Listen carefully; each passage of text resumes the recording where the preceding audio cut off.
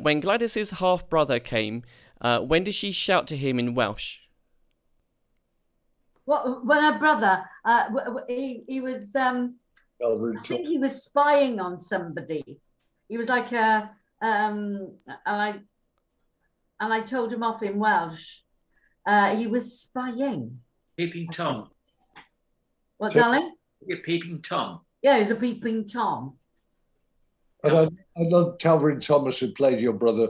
He was so wonderful. He had this fabulous face with these great big teeth. I know. He was wonderful, wasn't he? Gladys said to him, you know, there you are leering at all the girls. That's it. He said, Gladys, I don't leer. My face leers, but I don't. I love that. I love that. Yeah, he was very good at comedy. Our boy Talvin. He worked with Doddy for years, didn't he? He did. Well, I think they were vying for the teeth, weren't they? Yeah.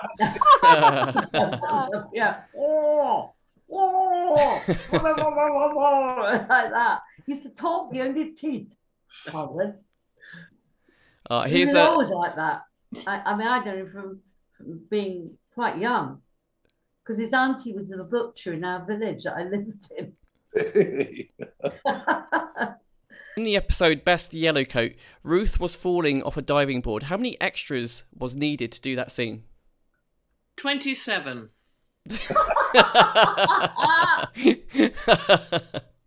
Do you think Peggy should have been made a yellow coat? She was. She was. Last episode, right?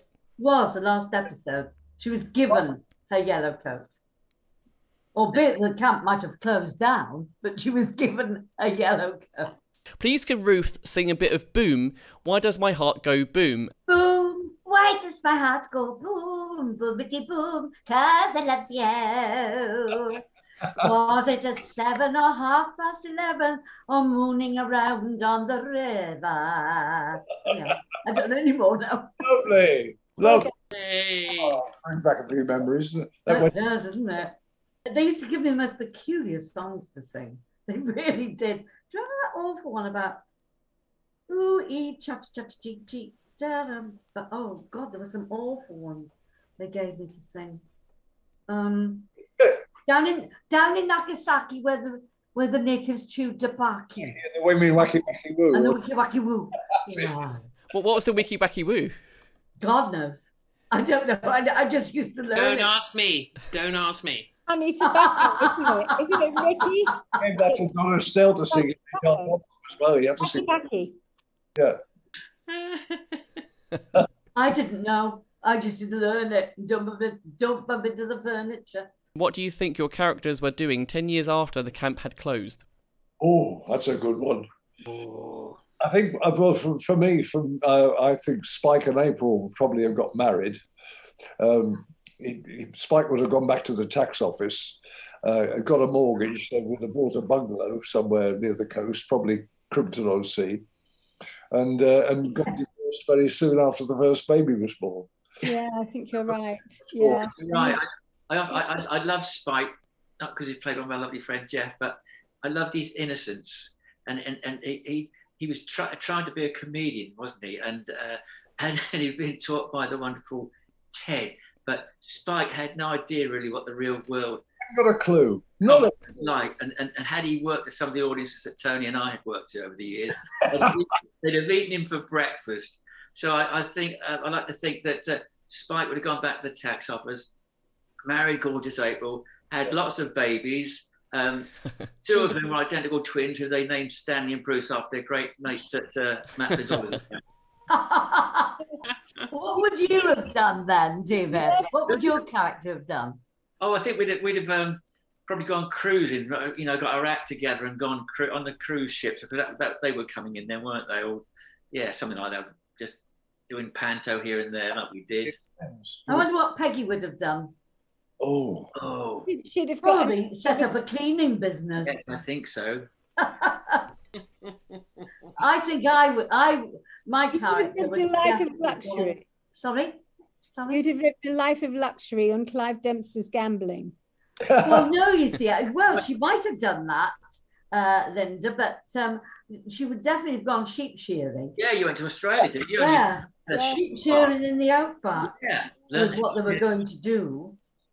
So I think she'd have got him together. I think she wouldn't have let him squander that much money. She was fairly frugal, our Gladys, you know. Sensible though, wasn't she? Yeah. But darling? She was sensible. Oh yeah, she was sensible. She was sensible, and he was just off. Yeah, off the page. But she was certainly not going to go back to the valleys where she came from. Well, the squadron leader would become probably a flying doctor or something like that, wouldn't it? In Australia, you think? Possibly. So she could become a nurse or something. Knowing Glad, you know. But they were definitely going sheep shearing. Yeah. I had a nice comment on your voice, actually, Ruth. Ruth's voice is still as glorious as when she was Fruma Sarah. Was that some kind of character that you played at some point? Yes, I was in the film of Fiddler on the Roof long before Heidi High. And in fact, incidentally, just briefly, it's 50 years since that was actually released this year. And I've done a big Zoom on that with renowned people like Michael Paul Glazier and people like that, because they were in the film. I never got any work from it. I mean, I was the colour of putty. You couldn't tell what the features were like. You were brilliant in that, Ruth. I've seen clips on. You were actually brilliant. Yeah. Well, it was long before Heidi High. As I say, I was hoping that something would come of it, but of course it didn't, because Heidi High was my features were. You know, Heidi High was meant to be. That's absolutely. Whatever happens in your life, I always believe that we are born on a path. We can deviate from that path, but we certainly come back to it. I agree. What would Ricky have done? Ricky hasn't said where. I would have gone back to Mummy and Daddy in Surrey. Oh, okay. I had a really nice banker, but on the side, I'd be having a lot of affairs with very naughty hippies. That's fine. I think. Fed up with damp chalets. Yes, absolutely. How were the working conditions? The pool looked cold and the prop costumes looked uncomfortable. You earned every penny. Well, if you look at the back of some of the shots, you can see that although we were pretending that it was all warm and lovely, it was in October. We were on the East Coast, where you've got awful winds, as we know, and terrible rain. And sometimes we had to go indoors, and they had to readjust the scene to go indoors. But if you look at the back of the shots, all the leaves are falling off the trees. It is really, it's bleak. Cold. It was very cold. It was the end of September, the middle of October. But David Croft used to book the weather. You know, he had a hotline to heaven, and he used to get on the phone and book the weather. And we used to call it Croft weather. You know, for all the shows that David did with Jimmy and with Jeremy over the years, all the locations were brilliant sunshine. You know, he had a hotline upstairs somewhere, and it was Croft weather. And although it was sunny, it was always very cold. Very. Because you are on that East Coast, aren't you? The Northeast Coast. And that's where I'm living now. Do you remember that terrible coat I used to wear? It was my mother's old fur coat. Fur coat? Anything I could keep warm in. We used to call it Oscar. Pictures of you in the companion book, you know, wearing that fur coat. Yeah, because quite frankly, I was so cold. Yeah. But my mother said, "You have this." You know, got it from the back of the wardrobe, and it was moth-eaten and horrible, but you know, it did the trick. Having said that, I do remember when we did the pool scene, you know, that Hawaiian scene, and yes, the canoe race and all that kind of stuff. That was filmed on October the 1st, and the temperature was around 80 degrees Fahrenheit that day. An exception, but occasionally we hit a wall. Yeah, occasionally you got, you know, lovely weather, indeed. But do you remember, I mean, we were always worried about, you know, the clouds and the light. And the light went at about 4:30, you know. So therefore you couldn't carry on till 6:30, because normally we would have carried on till about 6:30. But you couldn't very often, you know, and I had to take it indoors and put dingle everywhere. And Max, dingle, ladies and gentlemen, is bits of branch cut off. He's going to get a bit of branch and dangle it in front of the camera. They did give us some thermal underwear. Do you remember that? And I wouldn't wear mine because I thought it might make me look fat. Did you wear yours, you two? Did you, Ricky? Did you wear yours? You were obviously privileged. I was never offered thermal underwear. How could you wear thermal underwear under shorts? No, well, you couldn't because your shorts were so skimpy. Yeah, we couldn't. I didn't wear them because I thought they're going to make me look as if I got big hips. But yeah, no, I had thermal knickers, and in fact, I've kept them as the only souvenir I've got of the show. I've got thermal never worn. So if you want to make an offer for Lyndall's thermal underwear, hey, it's a fundraiser. Hey, hi, Ruth and Jeff and all the team. How much of an influence do you think Simon had on the series? Perfect casting for all roles. Often think of Simon, brilliant actor, as you all were. I think he had a big influence because, again, as Nikki said, the pilot was a testing ground for us all, including my character, because they didn't know what I was going to do there. So they just said, oh, she's a vamp from the valleys. Well, it could have been anything, couldn't it? And I said, oh, like 2 tons of nutty slack coming down the mountainside. And they laughed. So that was all right. So I thought, right. And when I met Simon, who was years younger than me, I mean, I think I wasn't quite old enough to be his mother, but nearly. And he was so wonderful. And this wonderful light touch, comedic light touch he had, that they saw things happening chemistry-wise. And that's how it started. Because it was, you know, it was at that the very first episode with the pilot, and then it became the very first episode of the whole piece. He had a wonderful way of being very, very still, didn't he? Oh, yeah. Yes. Looking at you with those eyes. I can't do with the glasses on, but he just used to sort of, when Gladys said something flirty to him, he just sort of froze. Yeah. And you thought, you could see what he was thinking. You know, the camera photographs thoughts, and it used to photograph his thoughts because, you know, as Geoffrey Fairbrother, he used to think, oops, what am I up against here? Yeah. Oh, thank you very much, Gladys, but, you know, and all that. But he was a wonderful man. Wonderful. But I mean, having said that, I mean, he taught me so much playing opposite him, and he taught me to be still. Yes. And that's the stillness is the biggest thing, because go to any of the great actors, Michael Caine, you know, they're all so still, and it's only the eyes. And even if you have expressive eyes, you have to sort of control those as well. It's a really interesting technique doing anything on celluloid. I think it's really interesting. I wasn't in the show with Simon. I came when Simon left. That's right. I was a massive fan of your program, and I watched it. And Simon as a straight man around everybody else was an absolutely magnificent. I mean, I do think when David Griffin came in, it was wonderful, as you know, the genius of David and Jimmy once again, because he made David completely different, which still worked in a completely different way. He was a wild boy. As you say, Simon's straight man there with all that mayhem going on was what made the whole show lift off the screen. You know, he really was a presence. You know, the interesting thing, he wasn't the first choice, was he, for the role? David had chosen. Oh, was he not? Yes, no. Who was the choice then? Right now, I don't know.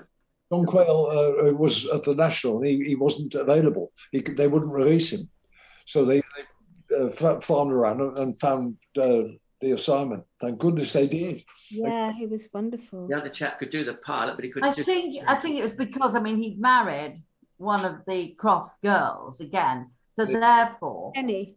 You had not only Dion, an in-law of Jimmy. You had another one there, you know, who was an in-law of the boss. I think they felt, you know, it was probably a bit difficult, but it all worked out because everybody was so professional and it came from the top. Do you remember that when we used to have these sort of shirts, not shirts, they were polo things, weren't they? Yeah. And we used to also have just something from the show emblazoned. And I'll never forget one. I think I've got one upstairs. Comedy is a serious business. And when we used to get too out of hand, because it was hysterical. I mean, to actually do things with Simon, I mean, you had to stop yourself from laughing, as we know very well in the stage show. Yes. Of Heidi. That used to be hysterical. What happened in the stage show? Oh, the stage show. There was one night we had to do Good Night Campers, and I'd come stage down, downstage on the right across the stage to meet Simon Cadell, and all he'd done on his upstage ear, he put a lovely earring. But it just looked so daft. And there we were trying to, you know, good night, campers, see you in the morning, good night, and all this business going on. And there was Simon with this upstage ear full of earring, glistening, going, with not a flicker on his face. We saw there were all sorts of things used to go on. Naughty. But we were told. We'll say that, Ruth, for your benefit, when Simon left and David Griffin took over as modern leader, Clive Dempster, DFC and Bar, it turned Gladys Pugh on her head because, you know, she had been doing all the flirting, and Simon had been doing all the fending off. And then when David came, he was completely opposite. He was doing all the flirting towards Gladys, and Gladys was going, just a minute, hang on, whoa. It was, but I'd learned so much by that time. I'll tell you, Jeff, just to be technical about it, I'd learned so much from Simon. Yeah. That I took a lot of what Simon did. Yes, yeah. And reversed it to me. I'll never forget, because I never told anybody I did that. There's a whole juxtaposition of the thing. Yes. The show survived. The show won. The show stayed strong. Oh, it did. Because the characters were so good that had been developed. And David's character was he was a wide boy. Yes. You know, he was great. He was a great character. And what I did was do a female Simon Cadell, but attitude, not, you know, obviously nothing else, but attitude-wise. And it stood me in very good stead. Very good stead. He did very well, David, didn't he? Kept us going for another 4 or 5 years, didn't he? I mean, it was Well, it was 7 years, was it? 7? Was it 7 or 8 we did? Well, we did, what? 8 full years, yes. 80 to 87, 7 years. It's amazing how it's still remembered, though. Wonderful double act. Jeff, you were also a wonderful double act with Paul, with Shane. Yes. That kind of balance that they'd put those two together was just so exciting, and also another wonderful couple to watch, and the bounce and the chemistry between those two as well. That was, you know, another joy which will go down in comedy history again. Yeah, indeed. Dear old Felix and wonderful Leslie Dwyer. Yeah. Oh, we were so lucky, weren't we? That we and had Kenny Connor, but Kenny Connor came in and just didn't he? He lifted it again. Absolutely. So lucky. Oh, Leslie. People like that.